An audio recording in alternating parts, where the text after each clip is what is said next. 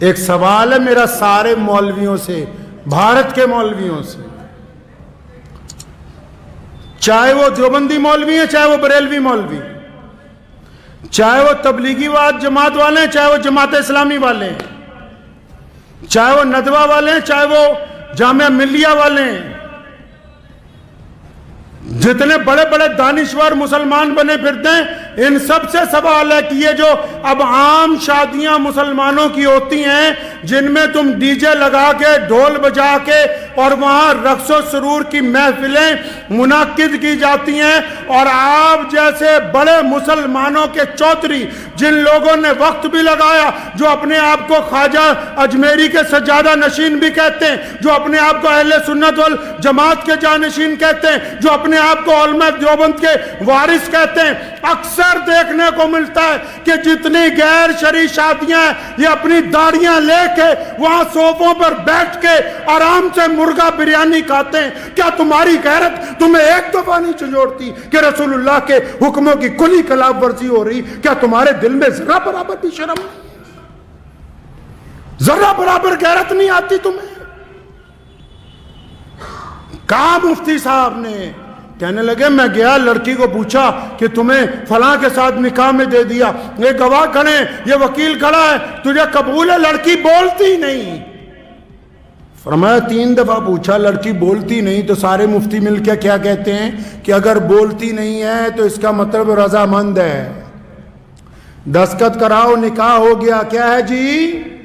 رضامند ہے۔ شریعت نے کہا کہ اگر وہ شرم کی وجہ سے نہیں بولتی تو رضامند ہے، اور اگر رضامند نہ ہوتی تو بغاوت کرتی۔ تو میں ان سے پوچھتا ہوں، تمام لوگوں سے، سارے دینداروں سے، کہ تم جن مجلسوں میں اب جا کے بیٹھتے ہو جہاں گانے چل رہے ہیں، سامنے ڈی جے لگا ہوا ہے، ڈھول بجا کے بارات آ رہی ہے، تمہارے چہرے پہ ناگواری بھی نہیں ہے، تو اس کا مطلب تم رضامند ہو ان کے ساتھ۔ اور اگر تم ان کے ساتھ رضامند ہو تو اللہ اور اس کے رسول کی رضامندی تمہارے ساتھ نہیں آ سکتی۔ اگر غیرت مند ہو تو اگر روک نہیں سکتے، فرمایا ایمان کے 3 درجے، تو اپنے دل میں برا مانو، تمہارے چہرے پہ تو ذرہ برابر بھی شرمندگی کا احساس نہیں کہ ڈھول بجا کے بارات آ رہی ہے، تم اس مجلس کو چھوڑنے کے لیے تیار نہیں ہو۔ ان چودھریوں کی وجہ سے کہ یہ چندہ نہیں دیں گے، کیا ان کے پل پر مسجدیں اور مدرسے چل رہے ہیں؟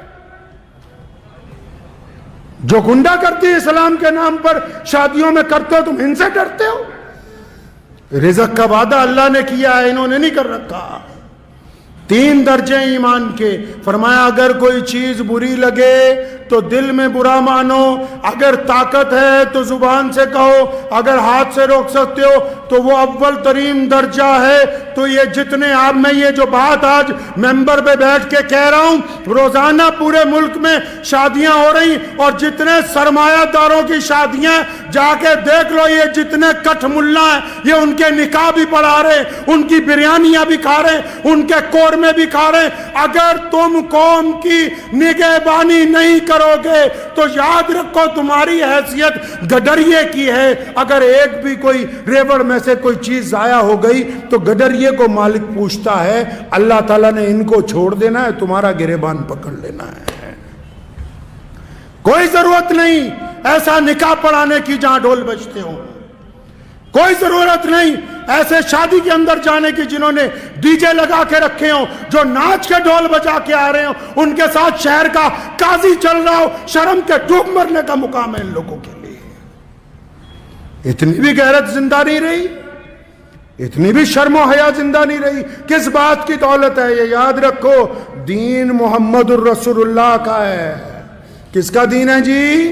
محمد الرسول اللہ کا دین ہے، اور یہ دین قیامت تک زندہ رہے گا۔ یہ کسی سرمایہ دار کا دین نہیں ہے، یہ کسی بہت بڑے چودھری کا دین نہیں ہے۔ دنیا کی کوئی طاقت اس دین کو سرنگو نہیں کر سکتی۔ اس لیے پلٹیے اپنے رب کی طرف، اور آپ بھی سنیے جتنے عام مسلمان ہیں، اگر کسی شادی میں ناچ گانا ہو رہا ہے مسلمان کی، اور شراب پی کے کوئی آ رہا ہے، ڈھول بجا کے بارات آ رہی ہے، آپ اگر اس میں شامل ہیں تو آپ گنہگار ہیں۔ میں فتوے نہیں اکثر دیتا، لیکن یہ مسئلہ آپ کو اس لیے بتا رہا ہوں کہ رسول اللہ صلی اللہ علیہ وسلم کو یہ بات پسند نہیں ہے۔ رسول اللہ نے سادگی سے نکاح کا حکم دیا۔ فرمایا مسجد عبد الرحمن بن عوف جلیل القدر صحابی، اربوں پتی آدمی، رسول اللہ نے فجر میں پوچھا عبد الرحمن یہ کپڑوں پہ لال رنگ کا داغ لگا، فرمایا یا رسول اللہ رات میرا نکاح ہوا تھا تو مہندی لگ گئی تھوڑی سی۔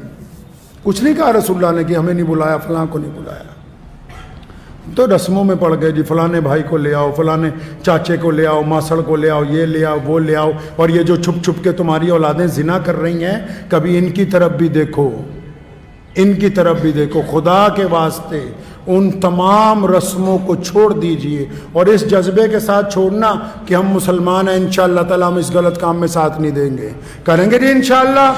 ان مولویوں کو نہیں، باقی لوگ بھی، اگر کوئی چودھری اپنے بل پہ، اس کی اولاد اپنے بل پہ باجا بجوانا چاہتی ہے تو بجانے دو، اس کا نکاح پڑھانے کی ضرورت نہیں ہے جب تک توبہ کر کے اللہ اور اس کے رسول صلی اللہ علیہ وسلم کی رضا نہ حاصل کر لے۔ دعا کیجیے اللہ تعالیٰ مجھے بھی آپ سب کو بھی ان باتوں پہ عمل کی توفیق عطا فرمائے۔ وآخر دعوانا ان الحمدللہ رب العالمین۔